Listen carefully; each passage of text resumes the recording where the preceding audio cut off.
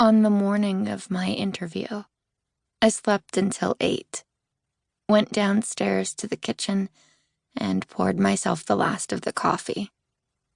I stood at the counter, watching out the window as I sipped, and then pushed up my sleeves and turned on the water to wash the breakfast dishes that Amy and Jonathan had left stacked in the sink. In just a few days, I would leave them. Amy had bought a crib and tucked it into the garage. A few days after that, she came home with a bag from a toy store. A stuffed bunny peeked over the side. She asked me how my English final went, and I told her that I wrote about the collapse of social mores in a couple of short stories, and she said it sounded great.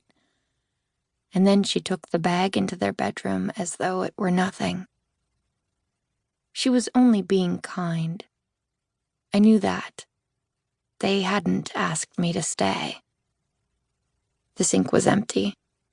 I scrubbed it until it was perfectly white, and then I turned off the water. I tried to breathe. I tried not to want this so badly. My phone buzzed. "Are you ready?" Karen asked. She'd been my social worker for 4 years, and even though I could tell she was in traffic, probably dribbling coffee on her skirt and checking her email as she talked to me, she calmed my racing heart. "I think so," I said. "Remember, they read your letter. I've told them so much about you. They've talked to all your references. This is just a final step, and you get to make sure you really want it." "I want it." "I know you do, honey. I want it for you too. Call me as soon as it's over." He knocked at 10:30, exactly when he said he'd arrive. "Mila?" he asked when I opened the door. He stuck out his hand. "Nick Bancroft. So nice to finally meet you." I led him into the kitchen, where a round table sat beneath a window in the sun, and the chairs were close enough for friendly conversation, but far enough apart for strangers. "How are you doing?" he asked after we sat.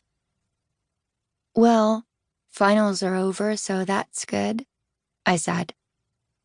"Yes, congratulations. Your transcripts are solid. Have you considered college?" I shrugged. "Maybe I'll go at some point." He nodded, but I saw that he felt sorry for me. My eyes darted to the window. I didn't know how to talk about my life with someone who understood.